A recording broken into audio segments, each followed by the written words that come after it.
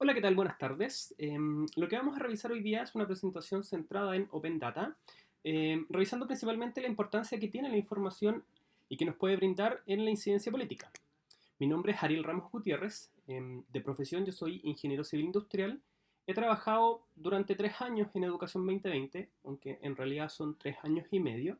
Y durante todo este tiempo me ha tocado ver temas principalmente relacionados a educación escolar y educación superior, siempre apoyando cada una de las posturas y las propuestas que nosotros hacemos como fundación desde el ámbito más numérico, haciendo los estudios, aprovechando bastante la plataforma o las diversas plataformas que nosotros tenemos en el país y que nos proveen de información muy rica, que sirve de sustento para cada una de las iniciativas que nosotros llevamos a cabo en Educación 2020.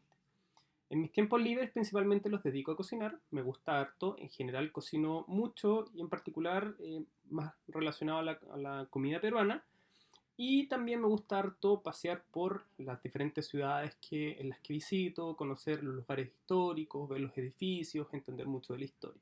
En general me gusta eso. Los temas que nosotros vamos a tratar hoy día van a ser tres. En primera instancia, y quizás algo más como conceptual, qué es lo que entendemos por Open Data en general, cuáles son las iniciativas que los distintos gobiernos puedan em, impulsar en estos tiempos, cuáles son diferentes iniciativas que algunas organizaciones han realizado, en general explotando mucho los grandes volúmenes de información disponibles y cómo esto se disponibiliza para la población, qué tipo de decisiones se pueden tomar, qué tipo de presiones puede hacer, digamos, un ciudadano o ciudadana común y silvestre. Y hacia el final vamos a ver un par de ejemplos de lo que nosotros en Educación 2020 hemos realizado, a propósito también de aprovechar toda la información que tenemos disponible y cómo esto se, nos sirve para el trabajo en el día a día. Antes de eso, me gustaría mostrarles un video que a primera instancia puede que ustedes no lo encuentren tan relacionado, pero después les voy a explicar al menos a mí qué es lo que me hace sentido de este video. Grace, let's do this, baby girl. Say goodbye to the gang. Este video corresponde a una campaña que se han hecho en diferentes países y que busca sensibilizar a la población de los peligros que conlleva el manejar un carro mirando el celular y no estando atento a las condiciones del tránsito.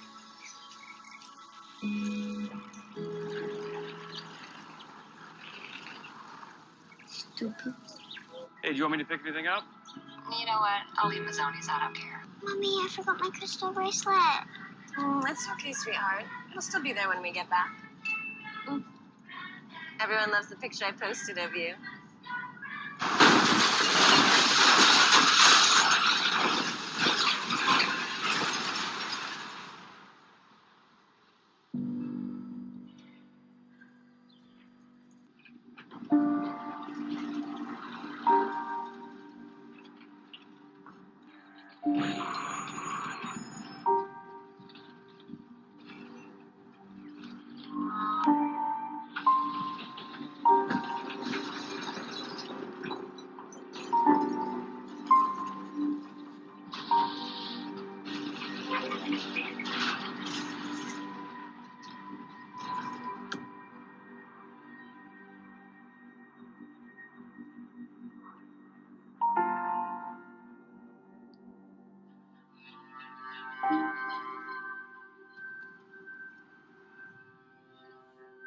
AT&T reminds you. It can... Bueno, como les decía, este video lo que buscaba era sensibilizar a la población, digamos, de los peligros que tiene y que conlleva el manejar mirando el celular.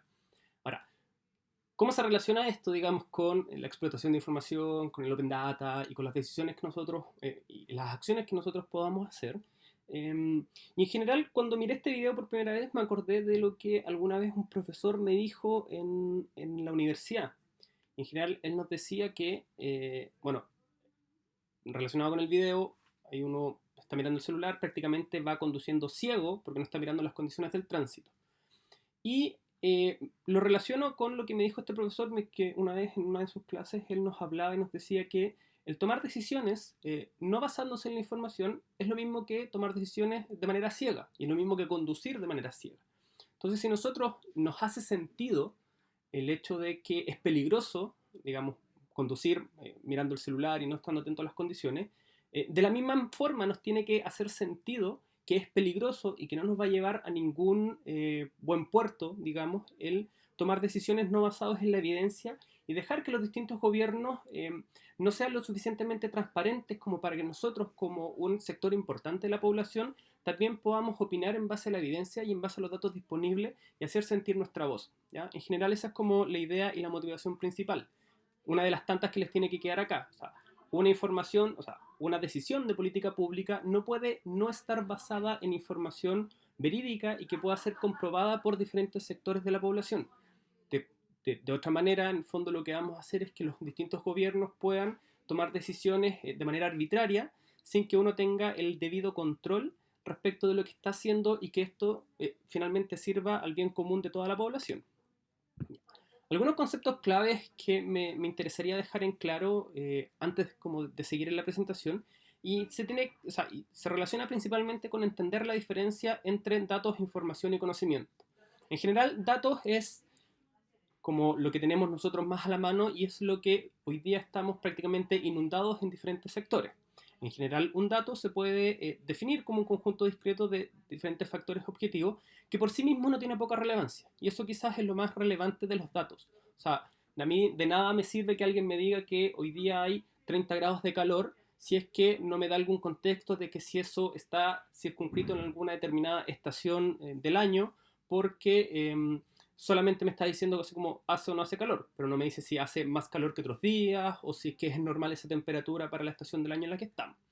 Por otro lado, una vez que tenemos diferentes datos ordenados de cierta forma, ya podemos hablar de que estamos con información disponible. ¿Ya? Una información se puede definir que es como un mensaje donde hay muchos datos que se encuentran organizados de alguna manera.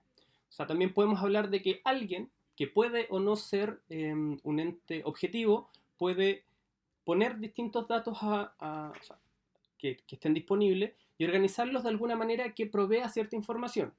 Ahora también lo relevante ahí es que dependiendo de cómo yo ordene los datos, es la información que yo voy entregando. Entonces tampoco es que la información per se sea algo objetivo.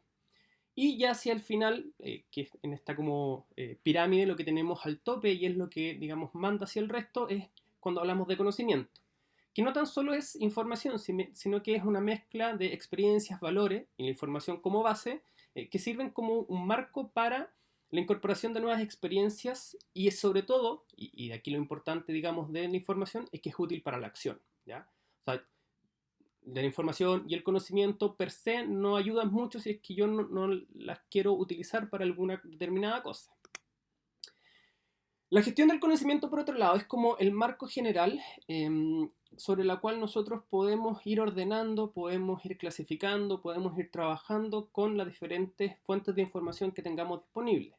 ¿Ya? Y en general uno lo puede definir como un conjunto de pasos o procesos que tienen como cierto fin el transferir, y acá es como una determinada acción, desde un lugar hasta otro, donde se va a emplear. O sea, no es tan solo como que yo busque datos, los ordene, con eso tengo la información y quiera hacer una acción, sino que también tengo que ver hacia dónde hago esa acción, ¿ya? Y lo importante, digamos, de la gestión del conocimiento es que requiere del desarrollo de ciertas competencias. Tampoco es como que cualquiera lo podría hacer. Ahora, no son tan complejas como pudiese ser tiempo atrás, dado el desarrollo tecnológico que tenemos hoy día en el mundo, que nos permite, no sé, explotar información en China y poder utilizarla en Panamá, poder utilizarla en Chile, en Argentina o en el lugar en que nos encontremos del mundo. Solo bastaría, digamos, tener acceso a una conexión a internet para aprovechar este trabajo que está haciendo otra persona más.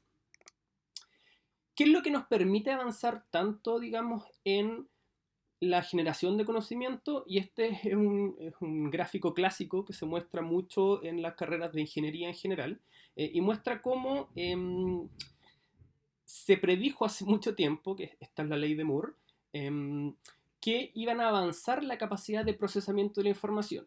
En su minuto, estamos hablando de mediados del siglo pasado, 1960, 1970 por ahí. em, Richard Moore, que el que enunció esta ley, decía que cada 8 años se iba a duplicar la capacidad de procesamiento que iba a tener, em, que iba a tener la población y por consiguiente también la generación de información disponible que íbamos a tener. ¿Ya? Hoy día se han ido ajustando porque el desarrollo ha sido mucho mayor a lo previsto y digamos las predicciones más actuales hablan de que cada 2 años o cada 18 meses se está duplicando la información que tenemos disponible. O sea, ya estamos hablando de grandes volúmenes de información. Y el problema no se centra tanto en tener acceso a la información propiamente tal, a los datos y al conocimiento, sino que en poder discriminar qué tipo de información, qué tipo de datos me son útiles o no. Ya, ahí son habilidades mucho más blandas que duras las que uno debiese tener y un juicio crítico bastante desarrollado para poder saber si es que la información que tengo disponible es verídica, es real, es fidedigna, más allá de que el dato esté ahí, si es que es un dato actualizado, si es que es un dato pasado, y cómo esos datos me sirven como soporte a la toma de decisiones y al poder impulsar, en el caso nuestro de Educación 2020 y de algunos, también el caso suyo cuando impulsen algunos proyectos, cómo esto sirve de soporte y de palanca para impulsar los cambios que cada uno quiera en función de nuestros proyectos personales o proyectos colectivos. ¿Ya? Ahora, volviendo como al tema central de esta presentación, vamos primero a entender qué es el Open Data. ¿Ya? En general es un concepto que busca que determinados tipos de datos o de información esté disponible de forma libre para todo el mundo. ¿Ya? Y aquí se hace bastante hincapié en que no exista o no hayan restricciones respecto al derecho de autor, restricciones de patente o algún tipo de mecanismo de control. Y cuando hablamos como de mecanismo de control, por ejemplo, puede ser que la información esté en un formato que sea leíble por distintos eh, como explotadores de información. O sea, que no, por ejemplo, si es que yo tengo una planilla en Excel, ya estoy poniendo alguna barrera determinada, porque si es que yo no tengo Microsoft Office, que es el que lee algún dato de Excel, no tengo acceso a esa información.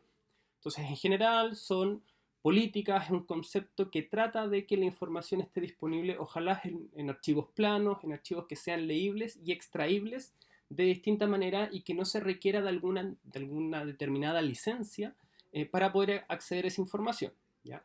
Con eso, ¿qué es lo que se busca? Se busca disminuir todas las barreras de entrada que podamos tener y que la información sea accesible lo más posible para diferentes poblaciones del mundo, de los países, regiones, etcétera, dependiendo de donde uno se pare. ¿Ya? Entonces, en general, podemos hablar siempre de Open Data, no necesariamente. Para poder hablar propiamente tal de este concepto, requerimos que se cumplan de ciertas características. La primera es que, como les decía antes, el dato esté disponible y ojalá cuente con facilidad de acceso. Si es que no tiene facilidad de acceso, en verdad no podemos hablar del concepto en general. También de que sea posible que yo reutilice y procese ese dato o esa información para diversos fines. O sea, si es que, no sé, el archivo está disponible en una foto y a mí me ponen una tabla de distribución de la población según el último censo realizado el año 2019, eso en una foto cumple con el primer requisito, está disponible, yo puedo acceder a él, pero no es posible su reutilización y por tanto me dificulta a mí el procesamiento para diversos fines. ¿Ya? Entonces tiene que estar en un archivo que me permita hacer eso. Y como les decía antes, requiere de que sea una participación universal, o sea, que no necesite de un determinado software que a mí me permita leer esa información. Ojalá lo más posible en un archivo plano. ¿Ya? En general, ¿en qué principios se sustentan?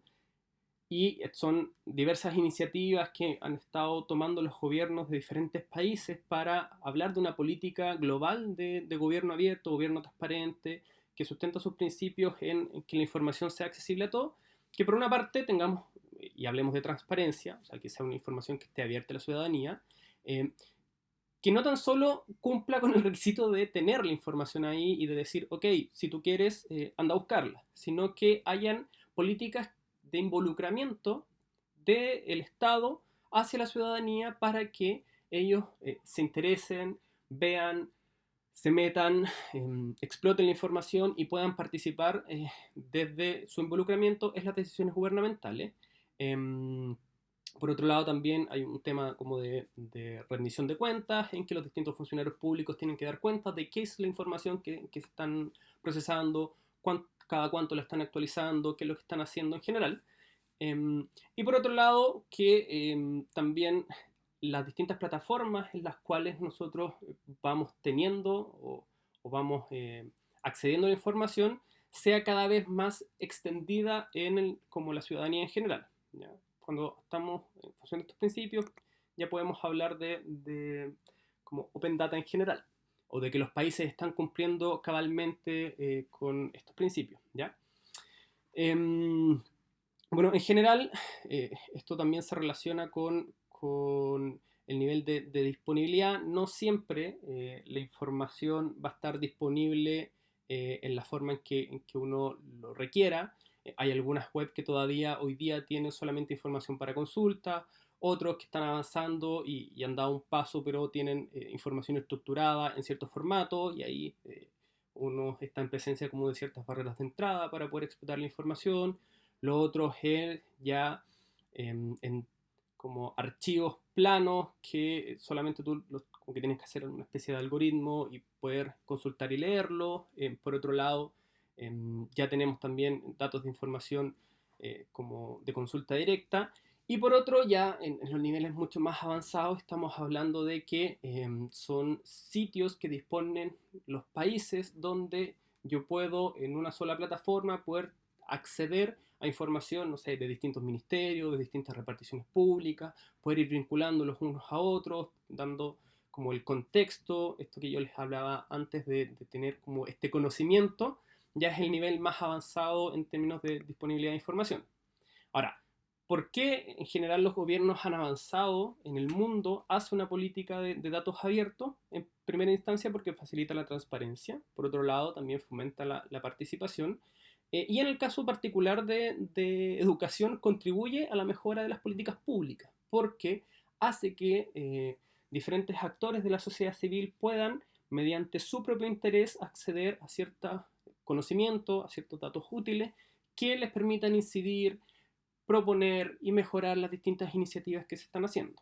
El mapa que vemos a la izquierda es un mapa que se elaboró hace muy poquito, donde como que se marca los países que más han avanzado, son como los que están en color amarillo o naranjo, y los países para preocuparse son, digamos, toda esta diagonal que va desde el extremo inferior izquierdo hacia el extremo superior derecho, como esa diagonal, que son los países en rojo. Ahora, ¿qué iniciativas podemos mostrarles nosotros?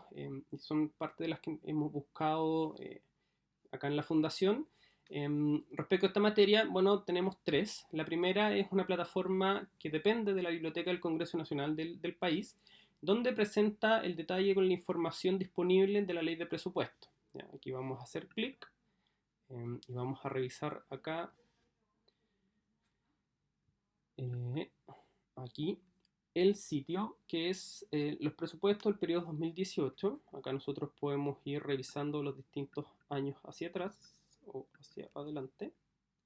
Año 2019, que es el más actualizado, escoger las partidas, podemos ir viendo cómo se desglosa el presupuesto del Ministerio de Educación, cuántos miles de millones de pesos es lo que se destina, cuánto fue la evolución que tuvo respecto del año anterior al año actual, cómo se desglosa el presupuesto en las diferentes partidas del ministerio, en la Subsecretaría de Educación, que es la que se lleva la mayor parte de la torta, después la Junta Nacional de Auxilio y Beca, Junta Nacional de Jardines Infantiles, la Dirección Nacional de Educación Pública, que es un ente que se creó hace muy poquito, cómo ha ido la ejecución hasta junio del año 2019 en tema de los gastos. Entonces, cualquier persona que se meta a revisar este sitio puede ir viendo cómo es que cómo ha evolucionado históricamente el presupuesto. Acá lo podemos tener en términos nominales y en términos reales, y cómo ha ido la ejecución hasta junio del 2019. Entonces uno podría decir, mira, el ítem relacionado al Consejo de Rectores tenido una ejecución casi del 100%, o sea, andaría bastante bien. Por otro lado, otros ítems asociados a la Agencia de la Calidad o la Junta Nacional de Auxilios Escolar y Becas han tenido, vamos a volver, han tenido una ejecución bastante baja, en torno al 20 al 30%. Entonces, con eso, cualquier ciudadano informado que quiera incidir o que quiera ir a alguna autoridad y pedirle algún tipo de explicación respecto a lo que a por qué ha ocurrido con la Agencia de la Calidad, con la Junta Nacional de Auxilios Escolar y Becas, acá también podemos ver la Dirección Nacional de Educación Pública, puede tomar esta información y después ir a pedir que le rindan cuenta, ¿ya? Ese es el poder, digamos, que uno tiene cuando se enfrenta a este tipo de plataformas y sabe más o menos cómo explotarla, ¿ya? Vamos a seguir acá. El otro es una plataforma ya más independiente. En el caso de la Biblioteca del Congreso, eso depende del Poder Legislativo. Acá estamos hablando de una plataforma diseñada por una ONG de manera independiente, que también lo que busca es compartir información respecto al gasto público y busca que la ciudadanía se empodere a través de la información disponible. Entonces vamos a ver su sitio. Acá. Vamos a revisar aquí. Y bueno, lo que tenemos nosotros acá en este Observatorio del Gasto Fiscal en Chile es la información respecto de cómo están gastando, ya sea los municipios, los gobiernos centrales, el presupuesto, en qué gasta, a quién le compran. Por ejemplo, acá tenemos la información a través de los municipios, que son las alcaldías. Lo que vemos acá es información de como cuáles son los proveedores a través del tiempo, cuál es el proveedor al que más se le compra, qué municipios son los que más compran a distintos proveedores. También podemos ver información respecto de cómo ha ido la evolución de los ingresos fiscales, qué compran los municipios acá, en términos de plata, lo otro en términos de cantidad. Entonces acá podemos ver que en general, no sé, la torta más grande son servicios de mantenimiento, que son proveedores ya más relacionados a artículos de oficina, que es Prisa, Red Office, Dimerc. Copec S.A. es la empresa más grande distribuidora de combustible. Entonces, en general, son artículos más relacionados o a oficina o a gasto de combustible, ¿ya? Ese es como el tipo de información que uno puede recabar mirando esto. Si seguimos, lo otro ya es una plataforma independiente que es Polidato, donde lo que ellos hicieron fue tomar la información también disponible desde el Congreso, que hablaba de cómo era el desempeño en materia legislativa de tanto diputados, diputadas, senadores y senadoras, y trataba de abrir y de informar a la ciudadanía cuál era el porcentaje de asistencia, cuál era como su trabajo en comisiones, cuántos proyectos presentaba los distintos diputados. Y aquí vamos a ver su sitio web, donde estamos viendo, esto ya está bastante actualizado, y tenemos la asistencia por comisiones de los diferentes parlamentarios y parlamentarias a través del país. Entonces, esto es como un semáforo, uno puede mirar quiénes lo han hecho bien, quiénes lo han hecho más mal, y con eso también la ciudadanía puede, de cada una de las regiones, ir a las distintas oficinas distritales y con estos datos exigir respuesta a cada uno de los legisladores de por qué va o no va a las comisiones, ¿ya? Eso es súper útil, digamos, cuando uno quiere presionar a los diferentes parlamentarios de la zona, ya sea por un proyecto en particular o porque no está haciendo bien su trabajo. Volvemos a la presentación y ahora lo que nosotros vamos a revisar es qué es lo que los casos prácticos que nosotros hemos realizado en Educación 2020. Solo a modo de contexto, nos vamos a centrar en el periodo anterior de gobierno, que fue el periodo de la presidenta Michelle Bachelet, que ya estuvo entre el 2014 y 2018. ¿Por qué nos vamos a centrar acá? Porque fue un periodo de grandes reformas donde Por un lado, contamos con una nueva institucionalidad en educación inicial. O sea, estamos hablando de que se crearon organismos estatales para administrar la educación inicial. Esto es como preescolar entre los 2 a 5 años más o menos. También se desarrolló un nuevo sistema de desarrollo profesional docente. Estamos hablando de los y las profesoras del país, donde se crearon diferentes mecanismos para mejorar las remuneraciones de los profesores. Se creó también una especie de carrera docente donde los profesores puedan ir perfeccionándose en el tiempo y con eso también obtener mejores remuneraciones. También hubo un cambio en la forma en la que se administraba la educación pública del país, donde inicialmente, o al principio del gobierno de la presidenta, teníamos un sistema descentralizado, cada uno dependiendo de las comunas del país. Estamos hablando en Chile que tenemos 345 comunas, y lo que se cambió fue este sistema y se crearon servicios locales de administración de la educación pública, donde se agrupaban de 3, 4, 5 comunas y redujimos la cantidad de sostenedores de 345 a 70 aproximadamente.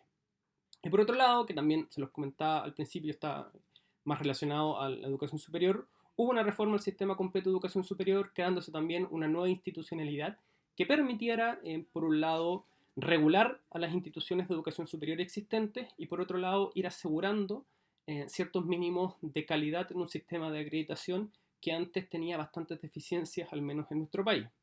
Por otro lado, el año 2017 también nos vimos enfrentados a elecciones presidenciales y parlamentarias, donde se cambió toda la Cámara de Diputados y se cambió la mitad del Senado. Ahora, ¿por qué les comento esto como a modo de contexto?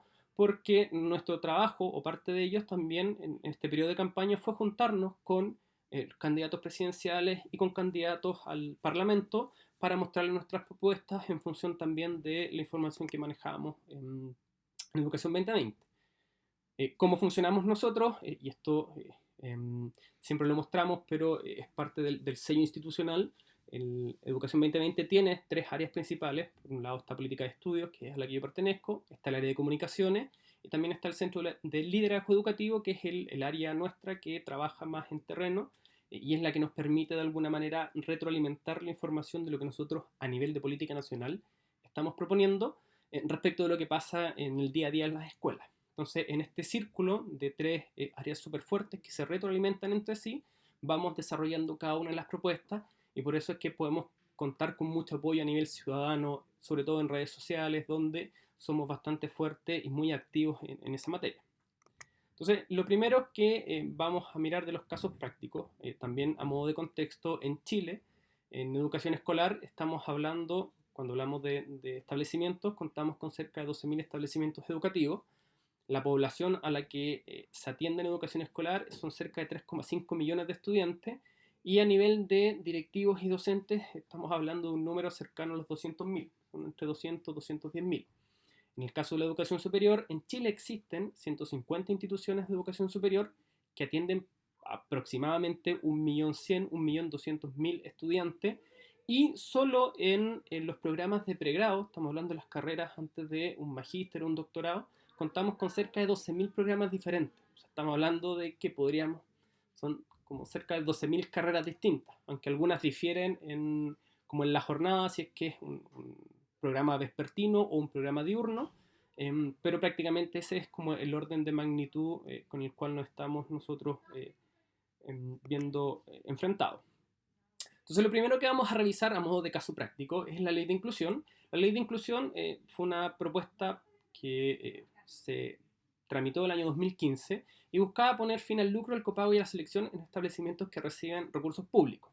Entonces, ¿cuáles eran los aspectos generales cuando uno miraba el proyecto de ley y miraba la propuesta? Es que, por una parte, instauraba un aporte por gratuidad a los establecimientos con aporte público, que eso, en el fondo, bueno, en Chile teníamos un caso bien particular porque tenemos escuelas que son públicas, otras que reciben fondos públicos pero tienen una propiedad privada, por así decirlo, y otras que son privadas.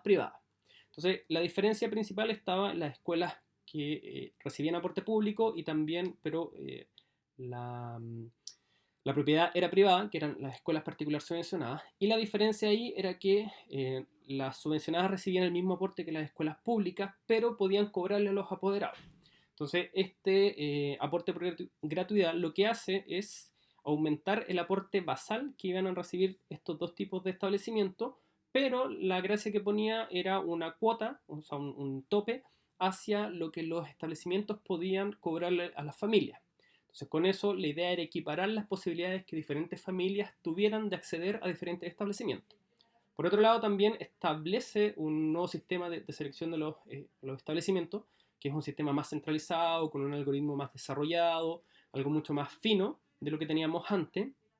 También estipulaba el fin al lucro en educación escolar. Y por otro lado, aumentaba mucho las subvenciones, sobre todo para estudiantes de sectores más vulnerables. Entonces, ¿cuáles eran los principales desafíos que nosotros hicimos, o sea que tuvimos cuando abordamos este proyecto? Por una parte, entender cuál iba a ser el aporte real que iban a recibir los establecimientos. En particular, entender en qué se diferenciaba, por ejemplo, que este aporte por gratuidad, cuándo se la recibía, cuándo no, cuánto afectaba al establecimiento. Por otro lado, saber el número de aquellos establecimientos que sí o sí iban a seguir recibiendo financiamiento público, principalmente porque había una campaña de cierto sector político de que algunos establecimientos iban a cerrar porque ya no iban a recibir más financiamiento. Entonces, frente a esta campaña del terror, uno lo que tenía que salir diciendo ahí es como, hey, tranquilo, uno, no son tantos establecimientos, es algo súper acotado, aquellos estudiantes en verdad no se van a ver afectados porque hay tanta matrícula disponible en el sistema, pueden ser absorbidos por otros establecimientos, entonces como jugar un poco a mantener la calma. Y por otro lado también determinar los alcances del nuevo sistema de selección.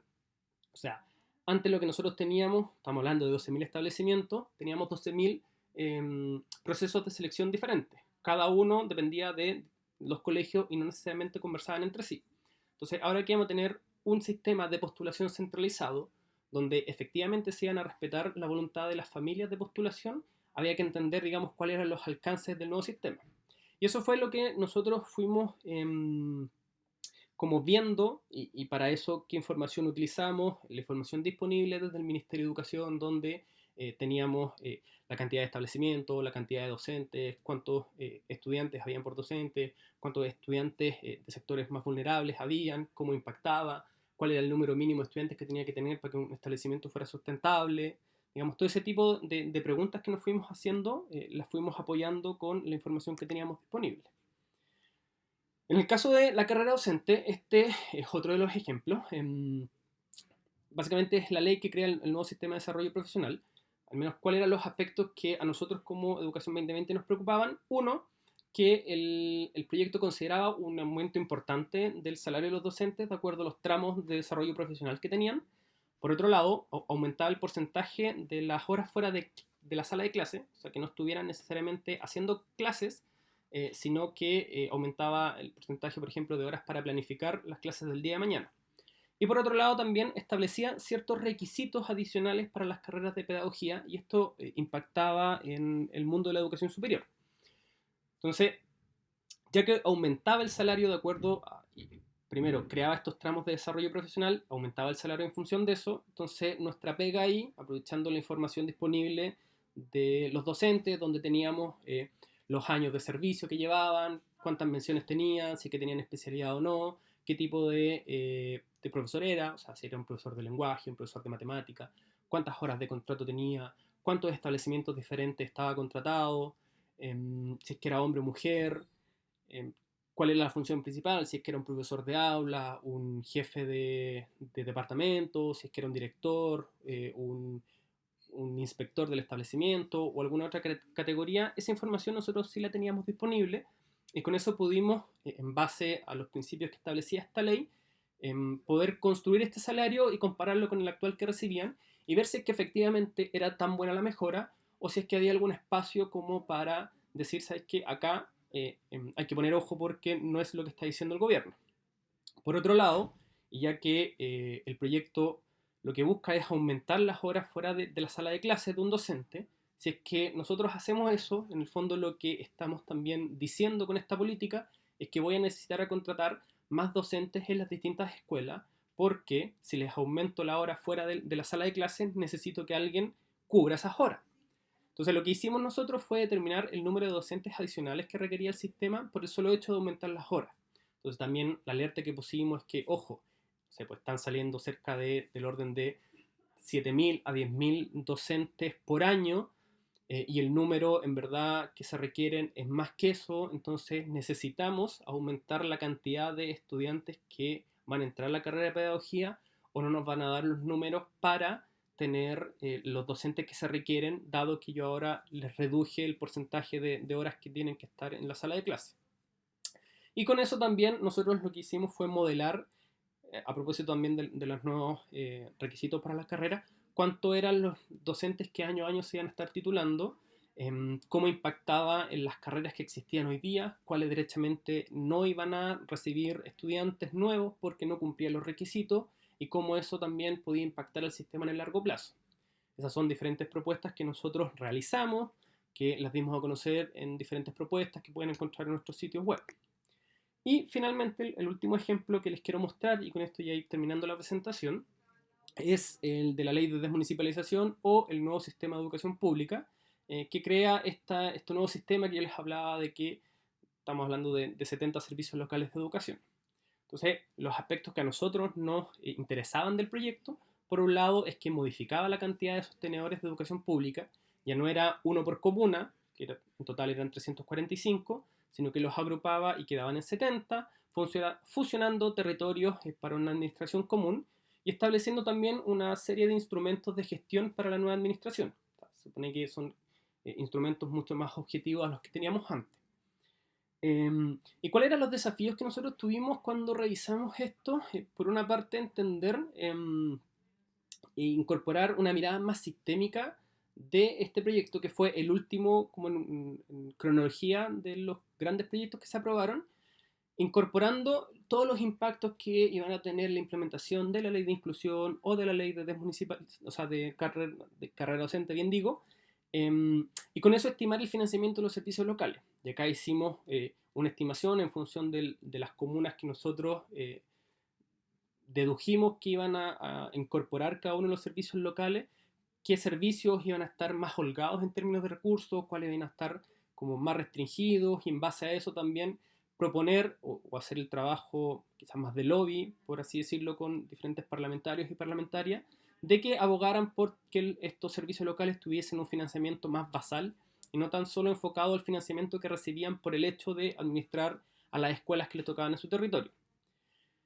Y en base a eso pudimos hacer propuestas que de alguna manera tendieran a estabilizar el financiamiento basal entre los diferentes servicios locales, determinando cuáles eran las regiones que presentaban más disparidad en la disponibilidad de los recursos, y apoyando también que esta implementación se realizara de buena manera. ¿Ya? Estas propuestas nosotros también las pudimos hacer porque teníamos información de la matrícula por colegio, de el número de estudiantes vulnerables, de cuánto era el financiamiento que recibían en función de los estudiantes que estuviesen, no sé, entre los 2 y los 3 años, entre los 3 y los 5, de 6 a 10 años, que es un tipo de financiamiento, de 10 a 14 tienen otro financiamiento, y con eso, como bien a detalle, fuimos modelando hacia arriba cuál iba a ser el financiamiento total que iban a tener cada uno de los servicios locales en función también de las comunas, y con eso hacer una propuesta mucho más detallada, que también es una mirada que no siempre se hace cuando se defiende un proyecto de ley y en la política pública. Si bien es cierto, al menos acá en Chile, cada uno de los proyectos de ley viene con un informe financiero que habla cuánto va a costar los proyectos, sobre todo si son proyectos grandes. Muchas veces hay información que como tomador de decisión, digamos, el actor político, no quiere dar a conocer en primera instancia porque puede ser puede hacer ruido, y puede hacer muchas veces que el proyecto se caiga porque puede ser muy costoso. Entonces, el rol que nosotros cumplíamos ahí era como de dar a conocer que quizás la plata no estaba alcanzando y que se requerían más recursos. Ya, finalmente, ese fue como nuestro rol en este proyecto que creaba el nuevo sistema de educación pública. Y lo otro como a modo de ejemplo, que era lo que nosotros hicimos, esta es una aparición en prensa, donde acá nos copia el Mostrador, que es un diario electrónico de Chile, a propósito también del proyecto de desmunicipalización, donde ellos tomaron la información que nosotros publicamos y hablaban de que de no cambiar la lógica de financiamiento, íbamos a seguir reproduciendo la desigualdad que teníamos hoy día en cómo se financia el país, ¿ya? Y por otro lado, como también el otro ejemplo, a propósito de lo que les hablaba, de cuántos docentes se requerirían de acuerdo a los cambios que involucraba la ley de carrera docente. Este es otro medio, la tercera es un diario electrónico, pero también es un diario de circulación nacional, donde toma la información que nosotros pusimos y la reproduce, hablando de cuántas iba a ser el déficit de educadoras de párvulo y de asistentes técnicos, que son las que ayudan a las educadoras en los jardines infantiles, de no como hacer algo para que año a año se titularan más docentes de esta carrera, ¿ya? Estos son como los impactos que nosotros hemos tenido en prensa y que también son recogidos por diversos tomadores de decisiones y nos sirven para hacer masa crítica y empujar desde la ciudadanía, desde los movimientos sociales, de la sociedad civil en general, hacia tener una mejor política y tener políticas públicas como más consensuadas en función de los datos, de esta información que es abierta, que es transparente, que puede ser explotada por cualquier persona que esté interesado, digamos, en incidir. Y con eso nosotros vamos haciendo mucho más robustas las propuestas que realizamos desde la Fundación, ¿ya? Eso es en general lo que tenía preparado para mostrarles ahora. Imagino que ya está disponible como esta videoconferencia, por si tienen alguna duda, alguna consulta, quieren compartir alguna impresión. Desde ya muchas gracias, espero que les haya servido y que al menos los haya motivado, digamos, para interesarse en este concepto del Open Data, de cómo podemos gestionar la información y de, más que nada, cómo podemos aprovecharla para hacer incidencia en aquellos temas que son de nuestro interés. Muchas gracias.